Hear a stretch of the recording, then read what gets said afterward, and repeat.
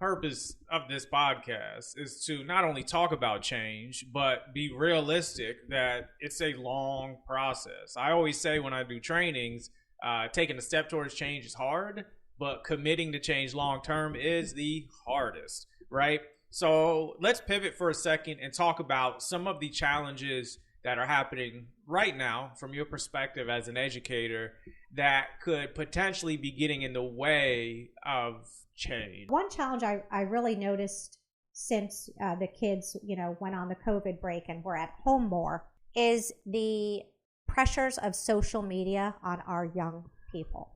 So I think back when I was a young person, even when you were younger, like how fortunate we were that the mistakes we made were not permanent record.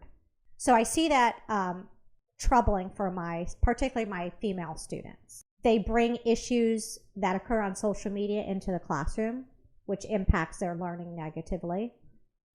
They're consumed by posting the right video or posting the right photo, which impacts their learning.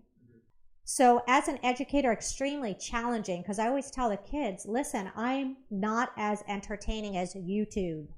I'm not as entertaining as TikTok or Instagram. Well, maybe now, because you're going to be on YouTube. Well, so now there's a dilemma, right? So what if your kids are watching this in the classroom? Now, hypocrisy. Well, they'll know exactly where I'm going with this. Please. Because I talk to them about TikTok all the time.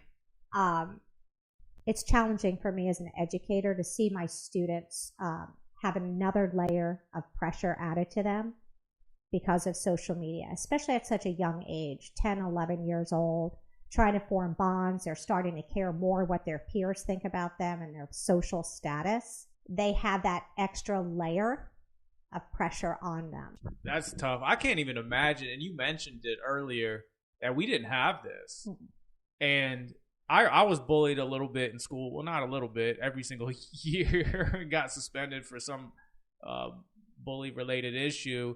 But at least when I left school, I was able to leave school. And the idea that I would have to keep that moment with me wherever I go and there was no reprieve, that has to be, just on the psychology of kids, has to be another challenge that you're trying to figure out how to navigate as an educator. What is a step towards a solution that could help minimize, just in the classroom, the impact that things like TikTok or YouTube or whatever it is, whatever social media, that's having on the learning process and the change process in the schools? I talk to the kids that are not on social media. We have this discussion in class. And I say to them, okay, you're not on social media. Why? And they tell me, because I want to go outside and play with my friends, or I'm reading a book, or I'm making art.